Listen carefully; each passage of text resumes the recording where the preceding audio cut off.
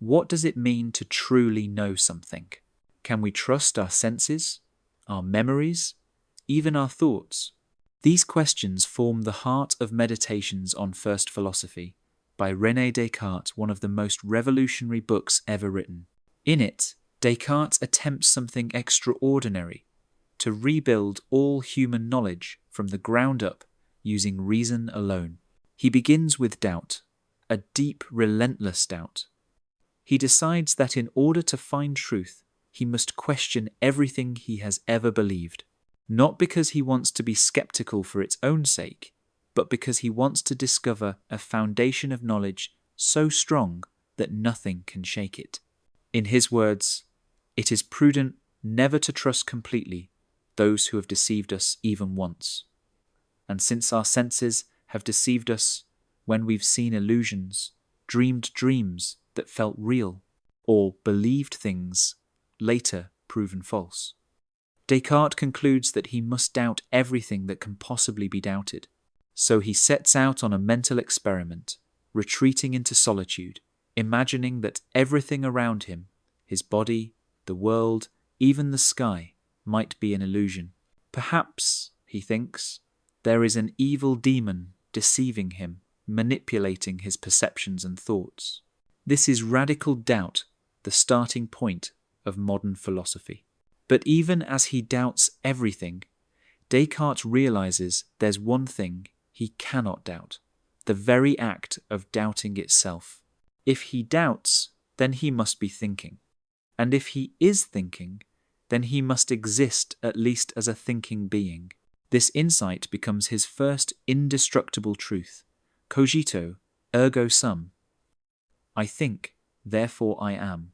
It's a simple phrase, but it changed the course of philosophy forever. For the first time, knowledge begins not with faith or authority, but with the awareness of one's own consciousness. From this single point of certainty, Descartes begins to rebuild knowledge piece by piece. His second realization is that the mind is distinct from the body. While his body could be an illusion, his thoughts are undeniably real. He can imagine having no body, but he cannot imagine not thinking. Therefore, he concludes that the mind, or soul, is something separate from the physical world. This leads to one of Descartes' most important philosophical ideas: mind-body dualism. The mind is a non-material substance, a realm of thought and consciousness. The body is a material substance, a realm of matter and mechanics. They interact, but they are fundamentally different.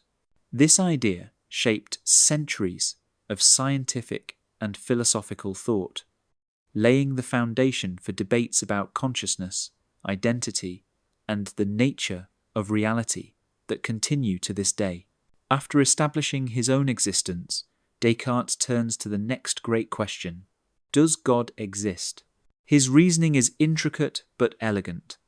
He argues that within his mind exists the idea of a perfect being, infinite, all-knowing, and all-good. Yet he himself is finite and imperfect. Where could such an idea come from? He concludes that it cannot originate from an imperfect mind because an effect cannot be greater than its cause. Therefore, this idea of perfection must have been placed in his mind by something perfect, and that something is God.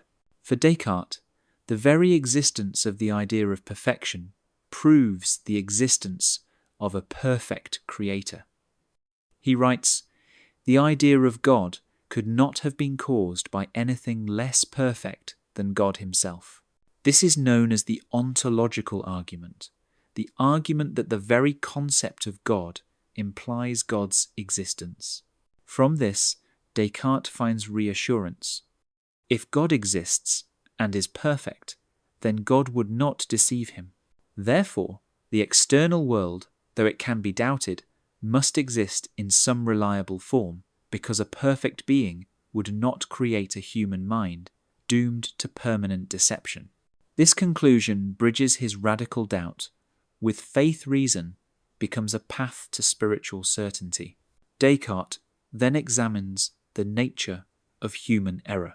If God is perfect and made us, why do we make mistakes?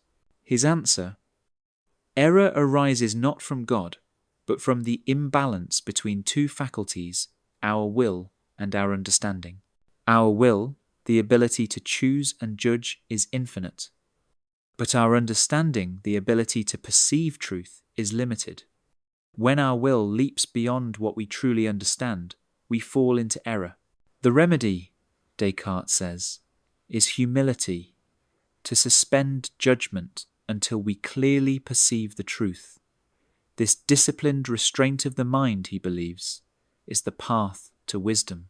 He writes, "If I simply refrain from making a judgment in cases where I do not perceive the truth with sufficient clarity, then I am behaving correctly and avoiding error."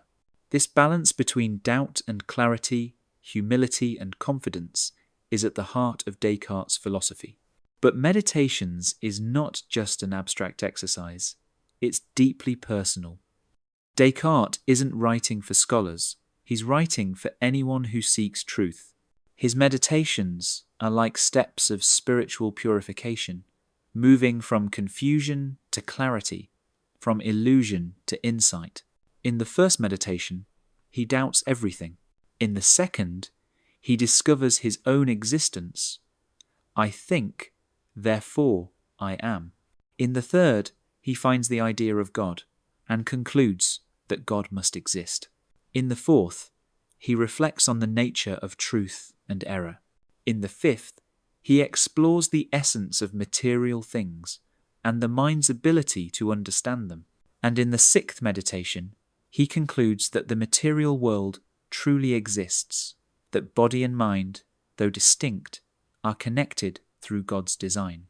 The entire journey is one of rebuilding knowledge, not from faith, custom, or authority, but from reason and awareness. Descartes' meditations also invite a profound kind of self-reflection. What if, like him, we examined every belief we've inherited, every assumption about who we are, what's real, and what we know until we reach something that could not be doubted?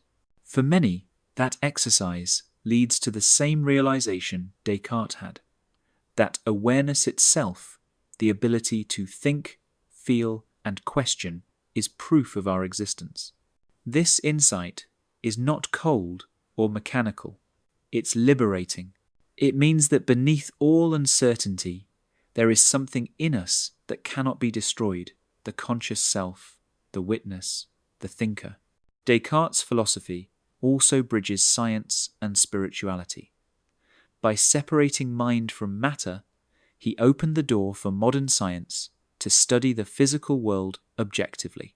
Yet by grounding knowledge in consciousness, he preserved a place for the soul. His famous words, cogito ergo sum, became not just a statement of logic, but a declaration of human dignity. Even when everything else is stripped away, the mind remains luminous, aware, real. And yet, his ideas have been both celebrated and criticized. Some philosophers argue that Descartes' separation of mind and body created centuries of dualism, dividing human experience into two disconnected realms. Others see him as the father of modern consciousness, the first to realize that self-awareness is the foundation of all knowledge. Whether you agree with him or not, one thing is clear. Descartes changed how humanity thinks about thinking. Before him, truth came from authority from the church, tradition, or ancient texts. After him, truth became something each person could discover within themselves through reason. The legacy of Meditations on First Philosophy is not just a method for philosophers, it's a guide for seekers. It teaches us that questioning is not the enemy of faith, it's the path to clarity. That doubt is not weakness, it's the first step toward truth. The big takeaway from Meditations on First Philosophy is this: certainty begins with awareness. When we question what's real, when we strip away illusion and belief, we arrive at the most intimate truth of all the awareness that thinks, feels, and experiences life. That was Meditations on First Philosophy by René Descartes, broken down into its most powerful lessons in under 15 minutes. What resonated most with you, the act of doubt, the idea of the self, or the unity of mind and body? Share your reflections in the comments below. And if you enjoyed this summary, make sure to like this video, subscribe to 10-Minute Books, and ring the bell so you never miss our weekly breakdowns of the world's most transformative books. Thanks for watching, and remember, to seek truth, sometimes we must first let go of everything we think we know